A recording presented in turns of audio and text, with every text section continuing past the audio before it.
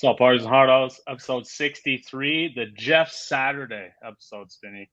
The Jeff Saturday, huh? I don't even know if I have another one. Honestly, that was I have another one. Ooh. The only NBA player I could find to ever wear number 63. He wore it for 1 year in 2016 for your Boston Celtics. No idea if this guy was on the team the whole season. It was just a summer league deal. I don't know. But he was listed. I know who this guy is. I've never heard of the dude until I saw him. Is it It's not Yabusele, is it? Nope, it's not him. Oh, that's what I thought of right away. First name starts with a C. A C. Yeah. No, I have no idea. Brian Scalabrine was the other guy that came to mind. This is a like completely random dude. Little shame though. It's your Celtics, man. You don't even know his name. Cody Clark. I have no idea who that even is. C-O-T-Y. I would Cody Clark? Cody Clark, yeah. Yeah, I don't know, man. I had to look it up to like fact check it to make sure that was a real dude and that he was in fact number 63 for the Celtics. But hey, the more you know, I guess. Parties and Hardos, though, we appreciate y'all supporting our mock draft that we did last week. It's always fun to do that and get a bunch of guests on here. So if you like this episode 63, go ahead, drop a like, comment on it, subscribe to us if you still haven't somehow. But we got a good one for you today. We're going to talk about. Oh, I forgot somebody too. I'm sorry for number 63. Who? My boy Brad Marchand of the Boston Celtics or of the Boston Bruins wears number 63. Oh, so you're like what? Yeah, Brad Marchand. Our hockey folks out there would be disappointed if I didn't bring up his name. So great number 63 for the Bruins. All right. Let's head to Jack and then we'll get started. Let's do it. With the Cody Clark episode. Ugh.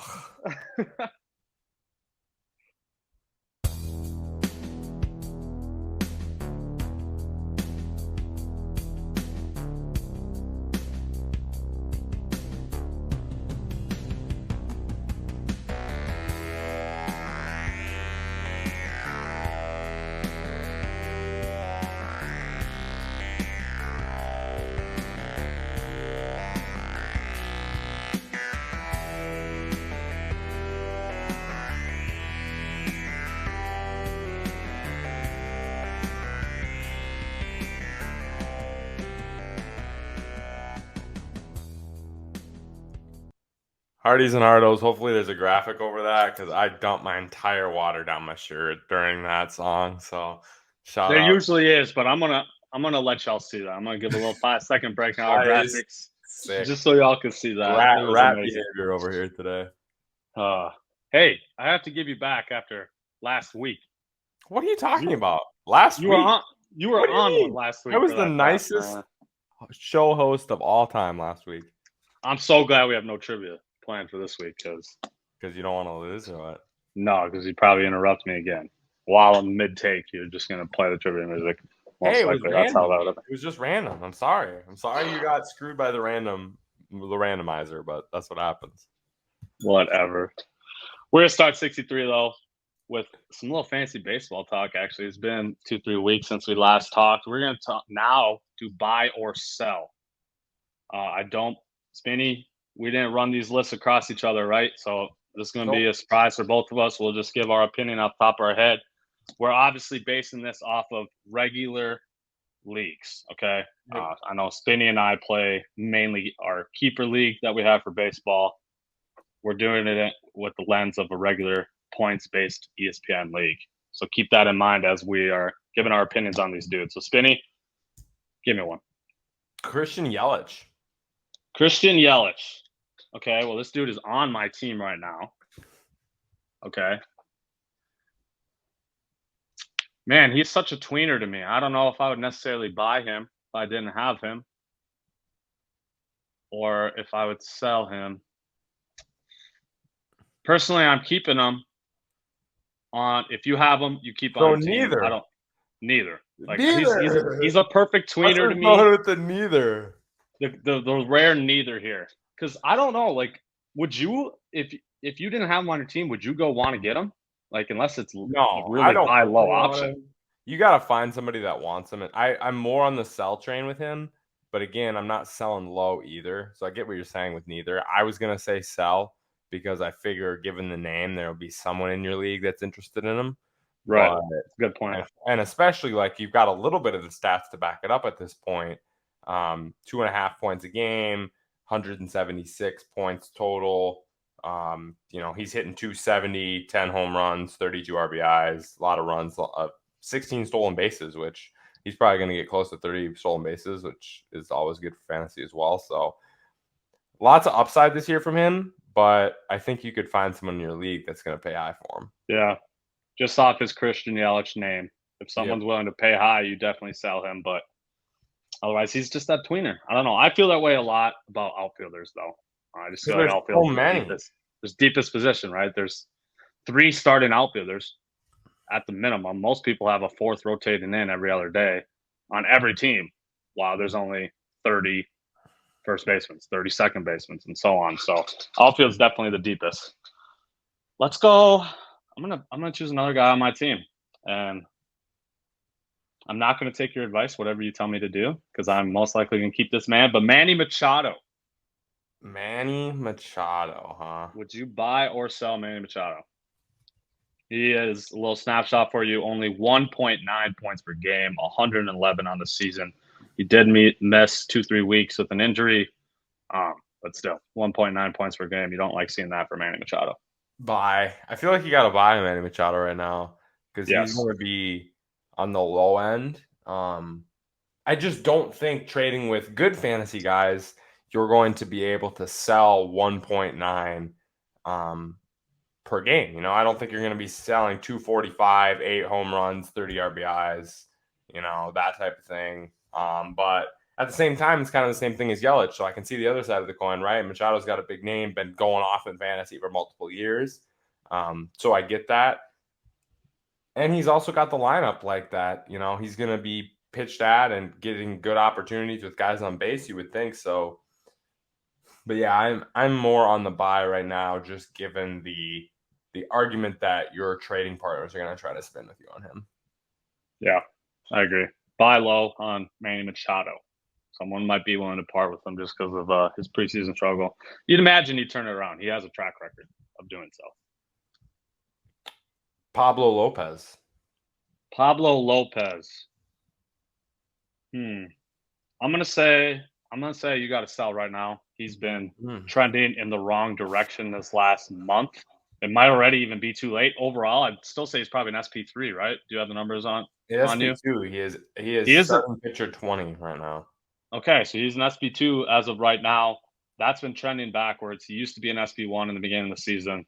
I know his ERA is ballooned up to over 4, so he might start being in that SP3, SP4 range, which as of right now, you still might be able to get some good value for him. So I would sell him right now. I agree. I mean, you're still rocking a guy with 230 points. He's got a whip of 1.15. That's pretty good for MLB wise. So I think, again, it's just trending in the wrong direction. We've seen him in the last few starts. Not too bad, but he only has 1 20-point or over start in his last 6.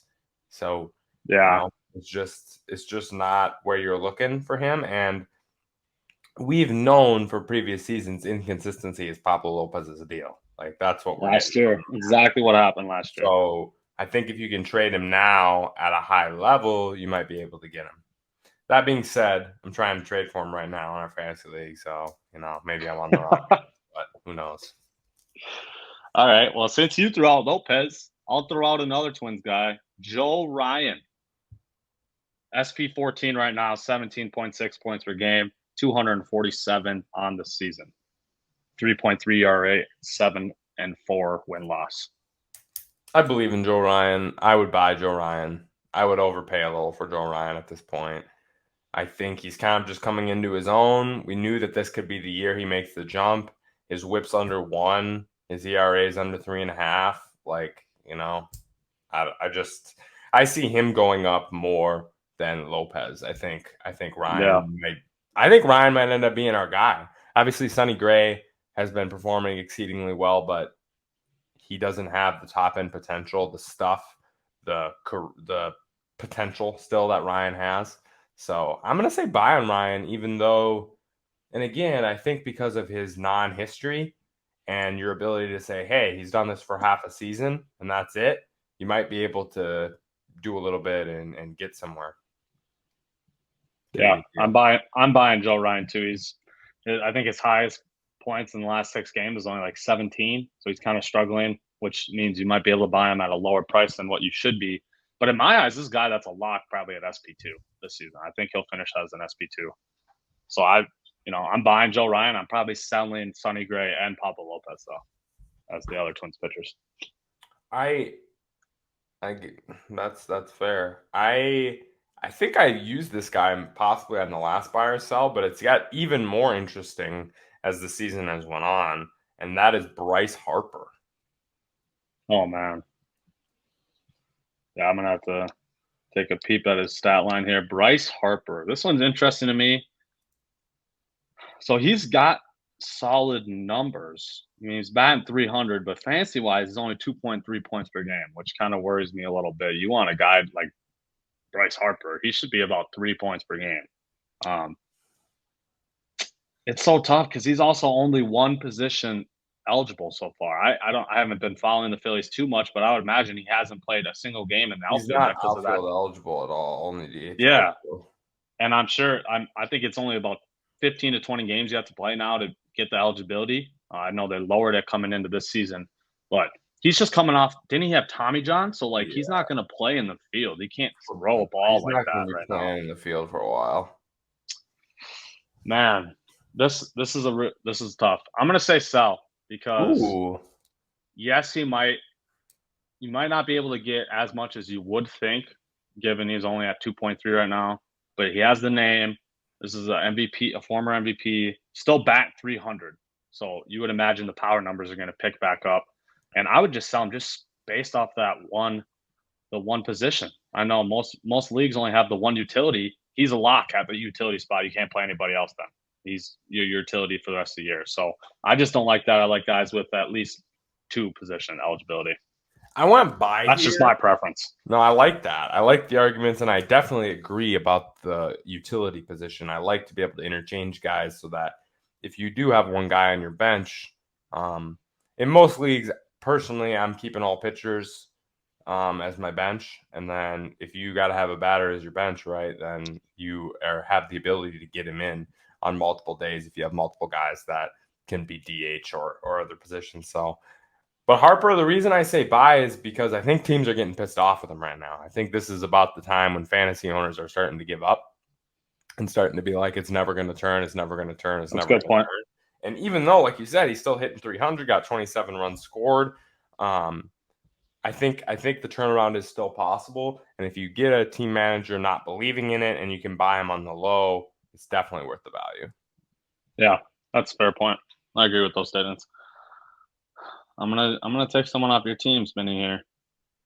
Cody Bellinger, buy or sell? So I'm gonna do exactly I actually believe the exact opposite of whatever I'm about to say because I can't give my boys and bus any intuition into what I'm gonna do. But this is tough. So does that mean you're gonna sell him? I am gonna sell him. I am gonna sell him. I think especially given the outfield position, and if you were in a situation like mine where you have Kwan and Castellanos and Bellinger and Rosarena, and you can play, and Kyle Tucker. I have 5 outfielders and I can play 4 of them. So I think given a situation, especially when you're outfielder heavy, try to trade him and one of your other interior position guys to upgrade at a position, whether it's a pitcher, whether it's an infielder, whatever you want to do. I think that's the move with Bellinger and any of these mid to high tier outfielders. Trade them, especially if you got another guy that's like close in the same range as good. Try to package them with one of your infielders or a pitcher to upgrade at that position. And if you have to downgrade a little bit at outfielder, that's fine. Especially as the fantasy playoffs start to come around, you could always find random outfielders to spot start. They're so streamable. Yeah. No, I'm selling Bellinger too. This track record last couple of years has obviously not been good. So I'm just kind of assuming, which you usually don't say this about former MVPs, but I'm kind of just assuming he's about to fall off a little bit here. And I don't trust the Cubs either. So that doesn't help. All right. Give me Tyler Wells. Tyler Wells, Orioles pitcher. Man, I might just be selling just strictly off of that. I know they've been playing really well, but I did not come into the season trusting really any of their pitchers. So you might be able to. God, can you really sell high though? Because like this is a guy that most people might not even know his name, and still only owned in 75% of ESPN leagues. Which for a guy that scored 250 points, who has a WHIP under 0.9, 0.86 WHIP for Tyler Wells, 3.2 ERA, 250 points. Like, I don't know. This is a stat sell to me. So this is one where you go into the trade and you're like, look at the stats. Look at what this man's putting up. Here it is. Especially if you're unlike most people and you have a couple extra pitchers, you're a little pitcher deeper.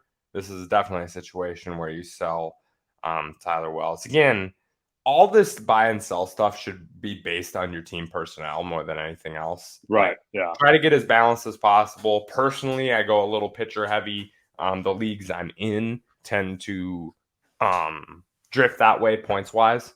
So that's how I feel about that. But yeah, Tyler Wells, kind of an interesting one, given he's an SP2 potential, has been an SP1, averaging over 18 points or almost 18 points per start. Not a guy you'd normally ever trade, but right. Yeah, he's kind of the weird tweener. I mean, if you're able to sell high on them just because of the stats, like you said, absolutely do it. If you don't have them, you might be able to buy low just strictly off the name and the Orioles aspect. Like, oh, do you really think this guy's going to keep it up all season? You might be able to get him for a lot less than what he's worth. So he's one of those weird tweeners. Which route should I go here? All right, I think I have this guy needs to be in the conversation. Nathan Eovaldi. SP3 right now. Keep. You can't. He's too valuable. Given he's what SP3 or 4. You said he's a top 5 pitcher. 3rd overall. Yes. You're not going to be able to buy him for. You're going to overpay for him. You're going to have to overpay for him. And selling him, like, you can't sell a top 5 pitcher. I'm sorry. I know. So if you had him on your team, you'd have faith that he's going to at least not necessarily top 5 pitcher, but he's going to be an SP1. I have faith in SP1 from him. Really? And I don't think you can trade an SP1. I shit talked the Rangers the whole preseason. I didn't think they could actually do it. But Eovaldi and Seager, those two boys are balling for sure. He gets everyone else hella run support too. Their team's been good, and hella run support. So it's like, I don't know. Eovaldi's a keeper for me. You gotta just ride it out. Yeah, I agree. Ride it out with Eovaldi. I definitely would do that. All right, last one. Am I too late on my boy Matt Chapman? Matt Chapman. Spinny, have to go too late, my guy. This is a guy with a terrible track record these last couple of years, at least fantasy-wise. He strikes out a shit ton, which you absolutely hate for points-based leagues, given it's -1 every time he strikes out. I think he's down more towards that 2 flat range now in points per game.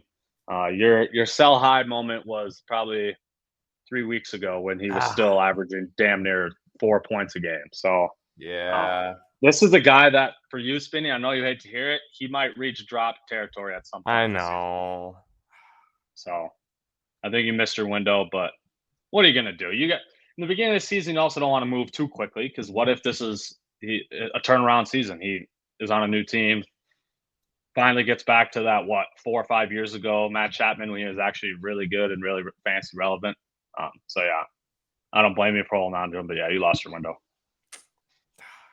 Shoot. All right, my last guy then for you.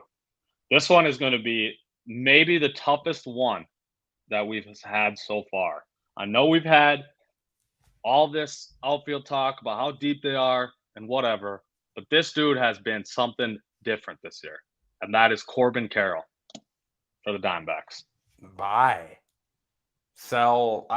Get Corbin Carroll on your team. You want him. You want him on your team. Overpay for him.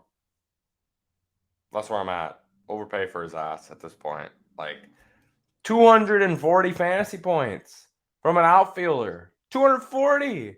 We're talking a man hitting 300, 16 dings, and 40 RBIs. Not to mention he's got almost 20 stolen bases. Man's going to have 30 to 40 stolen bases, 30 to 40 home runs, 100 RBIs, and somewhere near 90 runs scored. It's just unbelievable. And the Diamondbacks are probably a year ahead of where we thought they'd be. So just everything for Corbin Carroll. Minus Shohei, obviously. Fans, we will basically never include Shohei in the rankings because he's clearly obviously number one on both. So we get he should be the number one fantasy player in any draft, and if he's not, whoever has You're the number one pick's an idiot. Yeah. Yep. 1, 2, 3, 4. Corbin Carroll is the 4th overall batter. Ronald Acuna, Freddie Freeman, and Marcus Semien are the only 3 batters with more points than Corbin Carroll right now. Marcus Semien again? God. He's back at it. Man. The bust master in fantasy. And then the last 2 years. When you have him, you mean? Well, yeah, he's just the bust master for 3 years. And then the last 2 years, just unbelievable. I finally give up on him, and he's just best shortstop in the league. It's like, what? 60 runs scored. I would imagine that's probably first in the league for Marcus Semien. 60 runs. 55, so I'm guessing. That's just, I just still can't get over this Corbin Carroll thing. I picked him on this pod for ROI. You might have even too, but I obviously did not see this happening. This is unreal. This dude might literally get a 30-30 season while batting 300 and being top 5, top 10 in the MLB in runs scored too. So it's unbelievable. It's real. It's unreal. If you could somehow get Corbin Carroll on your team, do it.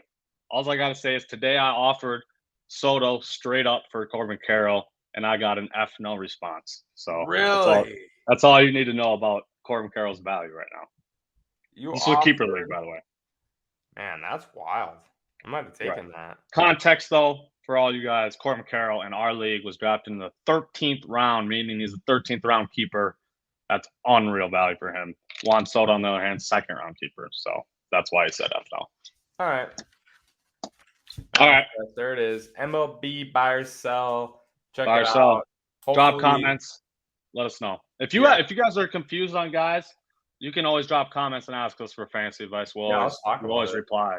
And we'll talk to you about it. Subscribe as well to the show, YouTube, Spotify, Apple Pods. Make sure we're if you like what we're doing, help us out. Get us some numbies. We love you all for that. Also, I don't know if we've ever don't listen to this pod because now you know all my trade strategies and I hate you. So facts.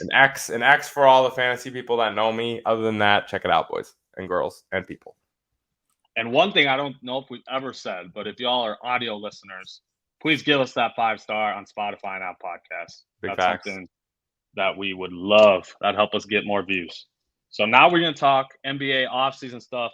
We got a little NBA offseason domino segment. There's tons of stuff we're going to do here. So let's just start it off with our most likely on a new team next season draft. We're just going to draft 3 guys each. Spinny, I'll give you the number 1 pick. It was hard for me. I feel like the top 2 picks here are pretty already obvious. I feel like one of my top picks would have been Bradley Beal. But I feel like I'm gonna go with the trade guy instead of the free agent guy, which is probably dumb. No, I'm not. Fred VanVleet. Fred VanVleet is the number 1 pick in this, most likely to be on a new team draft. I just feel like Toronto's not bringing back. It's not the direction they're going. They don't want to overpay for him. Again, we're talking about a volume shooter, volume scorer, not tons of value in the league currently with how many of them you can get, and some team's going to give him a lot of money, and the Raptors aren't willing. Yeah, totally agree. He would have been my first pick if you took this guy. It's been heating up rumors last couple of days, especially today. And that's Kristaps Porzingis. After trading Bradley Beal, it's a lock that they're getting rid of him as 2. I don't know why the hell you would keep him if you're tanking, and the Wizards are tanking. Also, by the way, before we move on, why the hell did the Wizards not do this last year? They could have, this is going into the 23 draft. This draft is like loaded and talented. You could have a shot at Victor. But no, we're just going to run it back and be an NBA purgatory. Also, why do we pay Beal in the first damn place instead of just trading him when we were going to trade him a year later? Obviously. Jeez. Idiots. All right, your second pick. This got tough here a little. I kind of wanted to keep with my free agency route, but There's too many options. So I'm gonna reveal one of my later storylines, and that is I think pick 2 or 3 will be traded in the draft tonight. I think or tomorrow night. Sorry, it is Wednesday. And I think pick 3 is the most likely option. I think the Blazers are really in to win with Dame. It looks like they don't want to trade Dame. If they don't want to trade Dame, it makes more sense to trade pick 3, especially with the news from today about Charlotte selecting Brandon Miller more over Scoot at pick 2. That means we got Scoot Henderson available, and teams are going to want him. There's a ton of teams that already want him. And so, given all that, I am going to take Anthony Simons as my second most likely to be on I like it. team to start next season, because I think Simons will be included as like a salary match for any of these type of trades, and especially if they're getting another guard, you got too many to play with Lillard and Sharp. So I think Anthony Simons is gonna be my second pick. I hate you. I wanted to use him.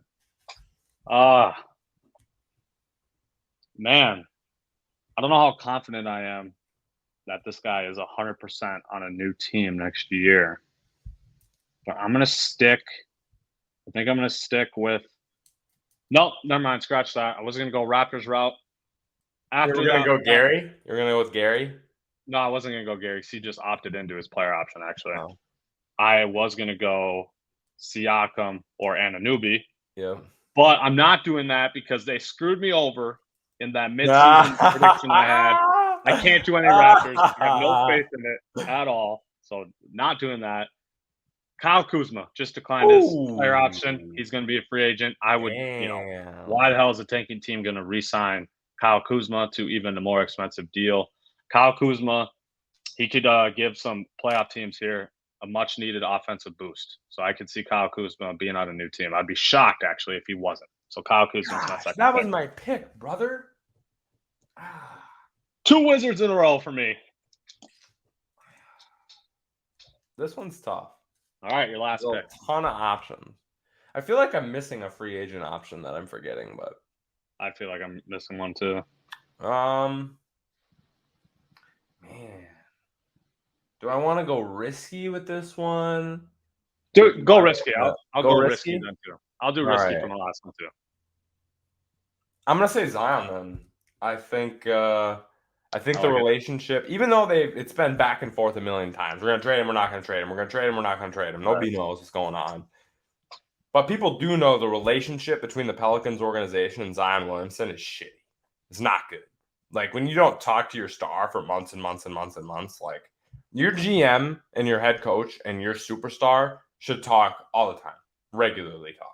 Maybe not during the off season necessarily, but like if you're injury rehab during the season, you should be talking to your coach and GM all the time. What are we talking about? Going months without knowing what's going on, and just like you get the vibes from Zion and the Pelicans. It's just not a tight-knit, close relationship.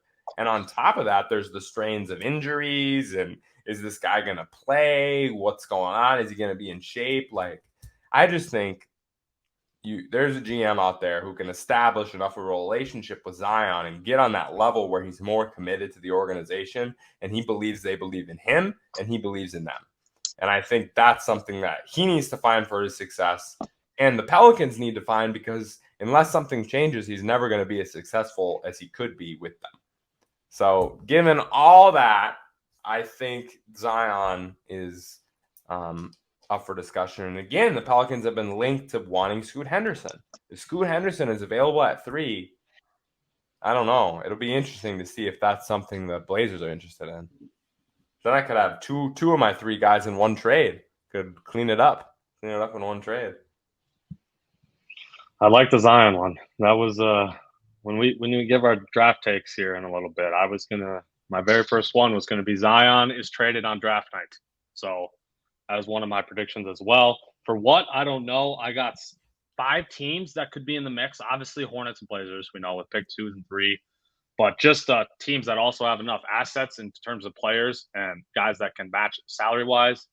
Knicks, Rockets, Hawks would also be in the mix, I believe. So look out for those 5 teams in terms of the Zion deal. My last guy I'm going to draft here, most likely on a new team. Another very risky one. Not sure how much faith I really have in this happening, but that is our man's Karl Anthony Town on a new team next year.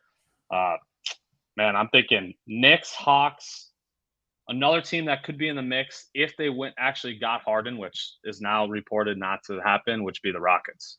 I think they would Cat would be in the mix for them to get another star alongside Harden. So I'm going to take Cat with the last pick. I don't know, Spinny. How do you think about that?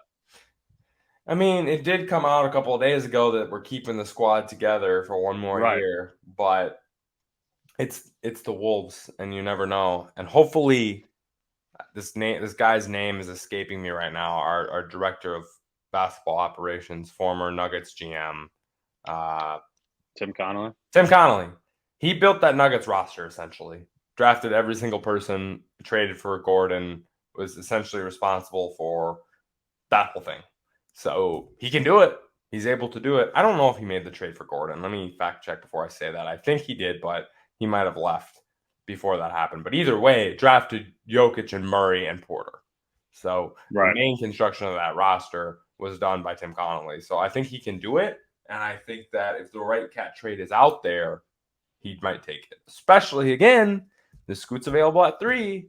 That's a very enticing situation. Yeah. Yeah, I don't know. It's definitely a tough situation. I could just envision them doing it just basically off the new CBA, because coming into next summer, we're going to be hurting, man. I mean, we have Cat on this mega deal. We got Rudy on this mega deal. We got to extend Ant after this season. We have to extend Jaden McDaniels after this season. I mean, the list goes on and on. We're trying to extend Nas this year. Like, there's tons of things we need to do. I could picture them trying to dump Cat's salary to help do some of that stuff. Because, I mean, if we don't extend Jaden McDaniels, I'm going to be pretty mad. Not going to lie. Agreed. Pretty damn mad, I should say. Agreed. All right, there's our draft. I had Porzingis, Kyle Kuzma, and Cat. Spinny had Fred VanVleet, Anthony Simons, and Zion Williamson. So a little more riskier picks for us with our third pick, but I like it. Now we're going to give some takes, some predictions for the NBA offseason. I'm going to start with another one of my draft night takes, since this is coming up tomorrow, and that's the Orlando Magic pull off a win now trade with either pick 6, pick 11, or both of them. And under this realm falls the potential of them trading pick 6, 11, Jalen Suggs, or whatever else it would take to move up to pick 2 or 3 and draft Scoot Henderson. I've seen rumors about that. Not like concrete rumors. Sorry, the dogs are barking. But I don't know. I feel like Scoot, like, that's the type of player they need on their team. So I feel like even though he's a rookie, that would help them win now. Scoot and Paolo, you like that? You like that matchup? You and like Franz. that? And Franz, you like that? And Franz. I don't love Scoot and Paolo and how they work together. Like, I just worry about too much downhill ball handling and not enough shooting. So I'm just a little curious about that, how that's gonna go. But I like it. I like the bold prediction. My first thing is actually a question for you, and that is there any chance at all that Wemby doesn't go number 1? No. 100% lock? 100% lock. There's just no way. I mean, they'd be idiots. Yeah, I agree. Second thing is pick 2 or 3 will get traded. Somebody will trade up to get it. Again, I think Pelicans, low key here, a Zion for pick 2 swap definitely could be a possibility. Zion and LaMelo, I feel like that's a nice little fun alley-oops for days team, and it might be, they're on my list. Might be a splash.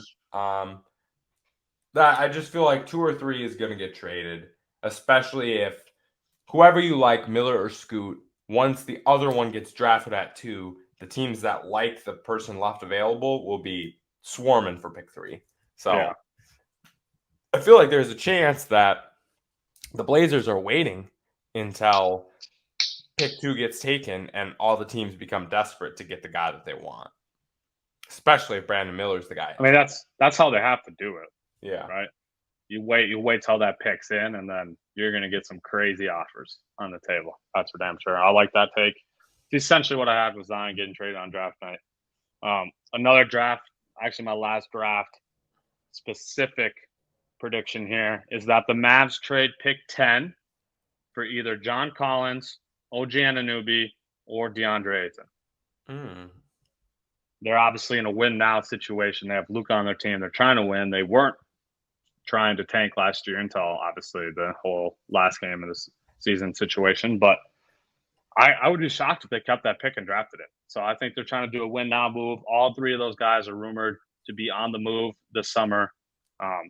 Obviously, the Suns could keep Ayton and run it with all that, but I don't know how you can pay 4 dudes on max deals. So I could see him in this mix. But Collins and OG for sure are going to be discussed for pick 10 in some sort of package. I'm not saying straight up, obviously, but so that'd be my last bold draft take.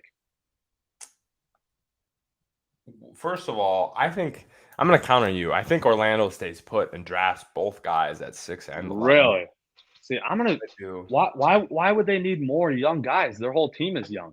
Because it's the Magic. We think they're going to make smart, intelligent decisions with their front office. They can draft, but I've yet to see anything else from them other than the ability to draft good players. That's it. I haven't seen the ability to like flip anything, to try to build a winning roster. I'm just not sure. And I just feel like they're going to keep with the same strat they've been rolling with. Also, pick 11, was that from the Vooch trade? Did they get pick 11 for Nikola Vucevic? Yeah. It was the Vooch trade. That's unbelievable by the Bulls for that. Future first, man. Mm-hmm. That's the stuff that happens. So Also, no one is excited about this Rudy Gobert deal. Quick breaking news. Oh God, what is NHL Hall of Famers announced today. 3 of them: Tom Brasario, Mike Vernon, and the only guy that I watched on this list, the great Henrik Lundqvist, goaltender, inducted into the Good for him. of Fame today. Do they have a year limit? I do not know. I don't know if that's the best way to put it. Like, because Henrik hasn't been retired that long, has he? Not that long.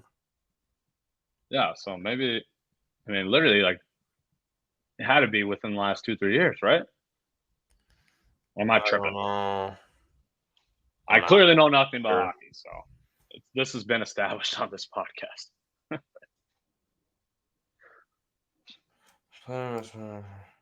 Players and on-ice officials must not have participated in professional or international game for a minimum of 3 years. So the 3-year waiting period for the NHL.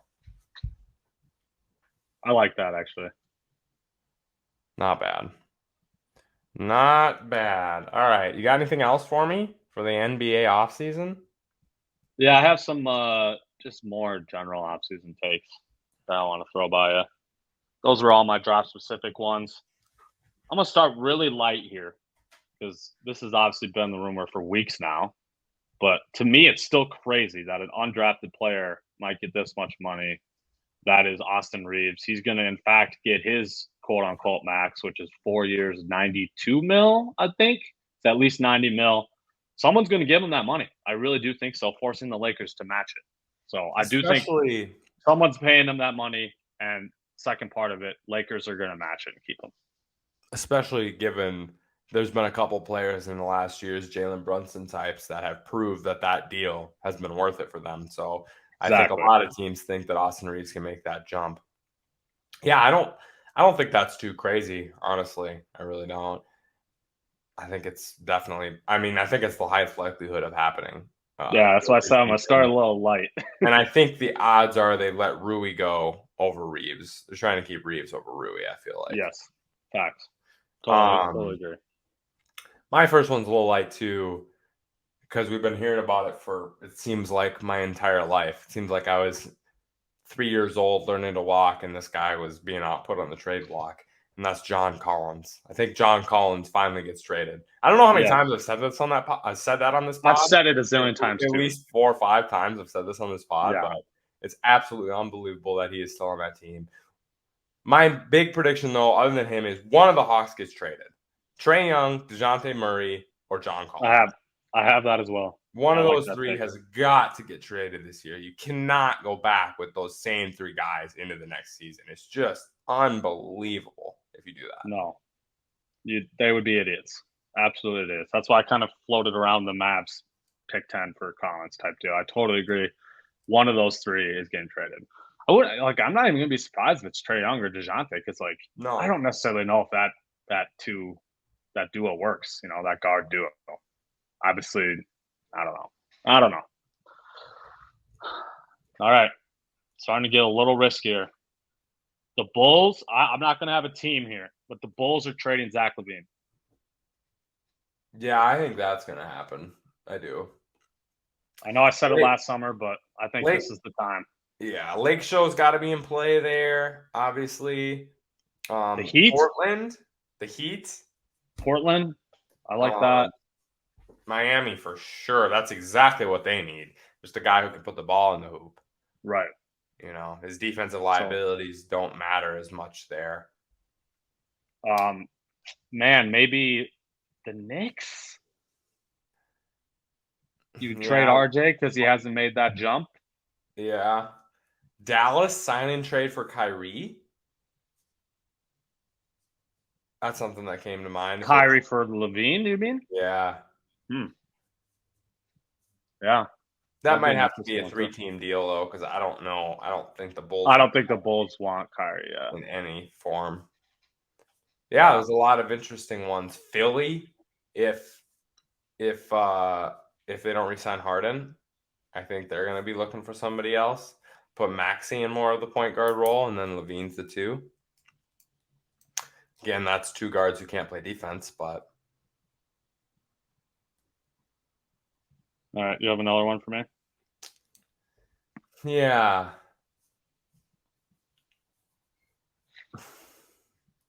This is kind of bold. Yeah, I was going to say, the face you're giving is about to be a risky one here. What has happened? But I think the Celtics stand pat. Wow. They keep, okay, I shouldn't say stand pat.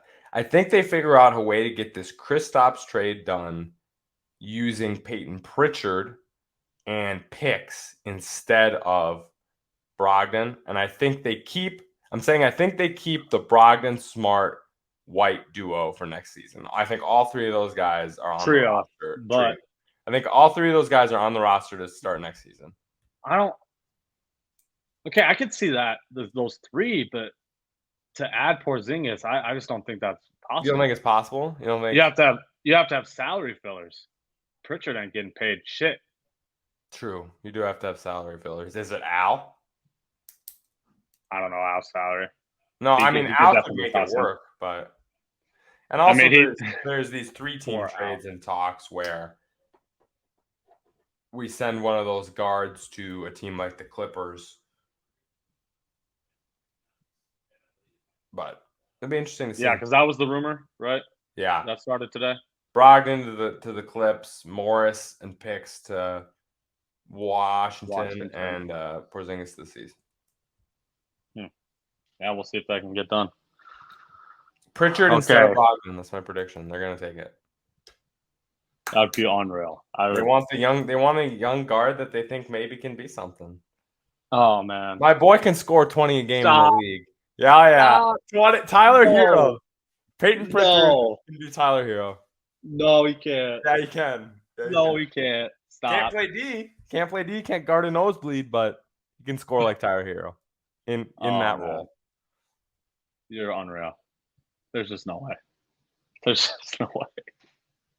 Please, Hardy Zaharo's Rosas, man. Okay, I got a bold prediction then. I've already went too bold, but all right, let's hear it then. Peyton Pritchard will score 15 points a game next season if he's traded to a team where he gets starting minutes.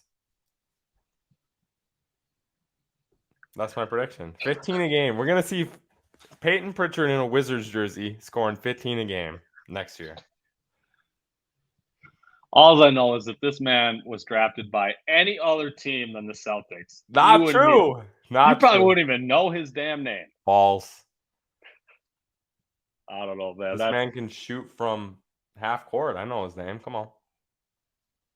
All right, we'll see. Players Hardos, please comment your thoughts on Spinny's love for Peyton Pritchard and these last two takes he's given us, because I don't know what to think about him, honestly. Okay. Which one? So I already kind of said this Cat one. I'll skip that. Let's go Thunder. Thunder are going to target a big man, and they're going to either land Miles Turner or Nikola Vucevic. Vucevic would be free agency. He's unrestricted free agent. Miles Turner, 2 years left on his deal. Maybe that would be obviously through trade. I feel like they need a big man the most. The only reason I am a little skeptical of that is just I think they're going to want to get Chet playing time this year. And you don't think he can play the 4? No. I think Chet's got to play the 5 in the NBA, right? You think he's going to play the 4? No, he's just so damn skinny. I know. Yeah, can he really guard, especially when teams go small ball? Is he going to be able to guard more of a 3 that's playing the 4? No. So, I feel like you're probably the 5. But the Thunder definitely need a big, and if they're trying to win a little bit this year, it makes sense, especially more that was shorter deal like Vooch has got. I was thinking 2-3 year deal for Vooch, and Miles Turner's is actually front loaded. Believe it or not, he's making 20 mil this year, not by much, but 20 mil this year, and only 19 mil next year. That's not bad. Also, Chet Holmgren, Rookie of the Year next year. I guess he technically is eligible. All right, Chet, are you going on record right now? Is this a take? No. Okay. Chet will finish higher in the Rookie of the Year voting than Scoot or Brandon Miller. That I am saying. That is your take. That's my take. Wow. I think Victor obviously is going to win, but I think Chet Holmgren is definitely at least in the final 3. The final 3 for the Rookie of the Year that you get at the end of the year. Chet Holmgren is one of those 3 guys. That's crazy. I mean, I can't really argue it because he's technically eligible. It's going to be interesting to see. I mean, obviously, we haven't seen him literally play 1 single second of NBA basketball. So, blocks LeBron and then see ya. Second overall pick. So, I mean, that potential is obviously there. Only a year ago. Like, people forget who this dude is, apparently. All right. This is a very, very general one.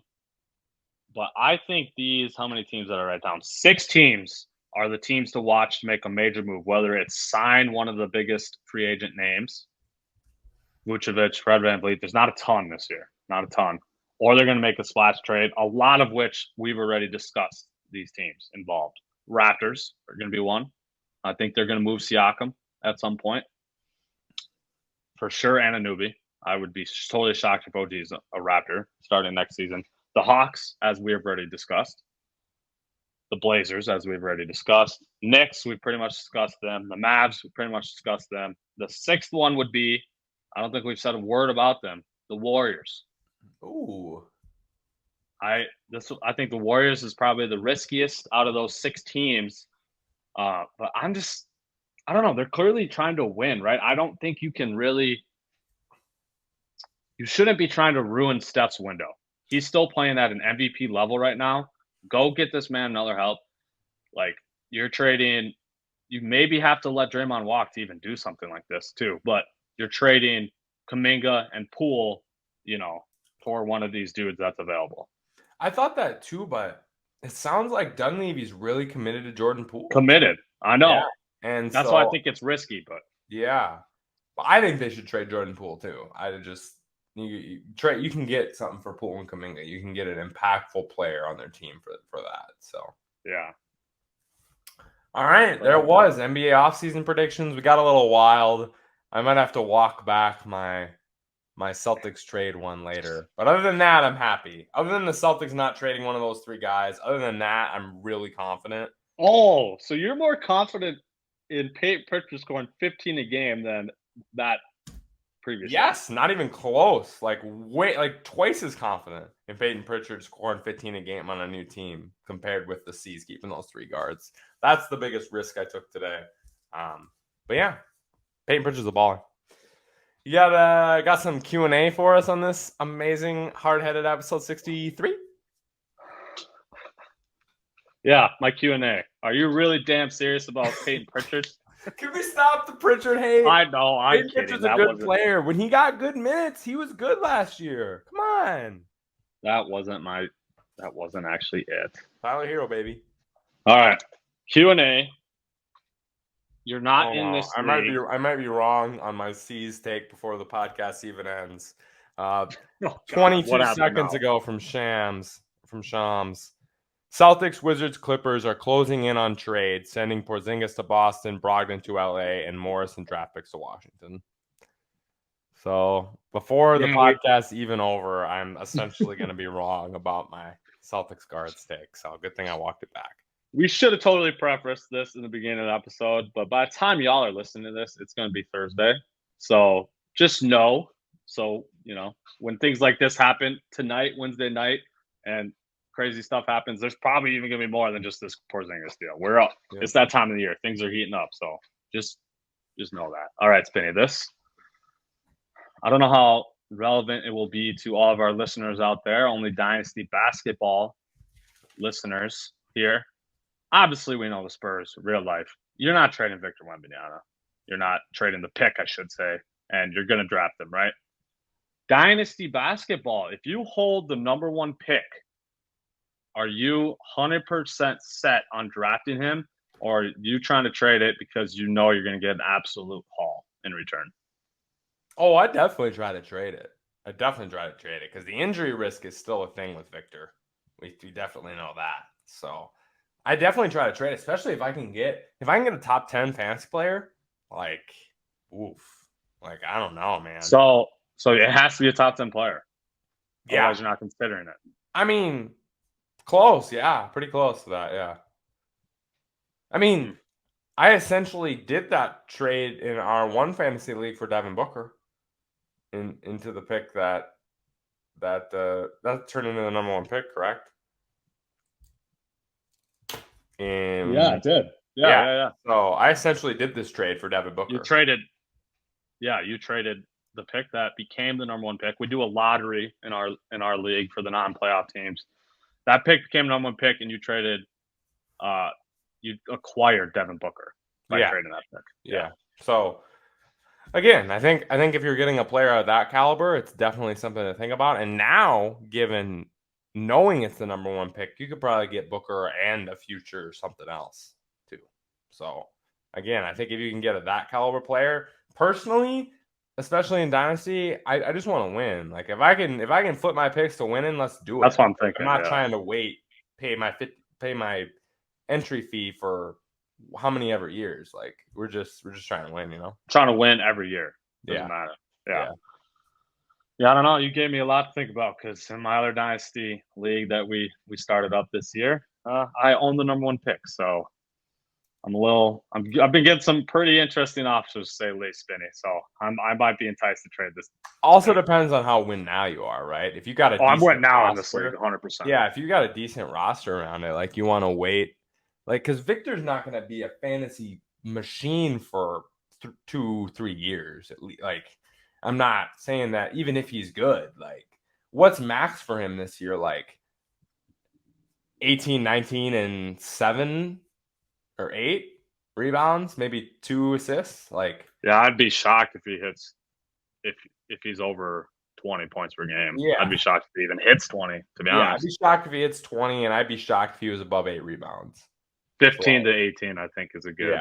So estimate. Again, that's if you're trying to win next year in fantasy, that's not a huge help.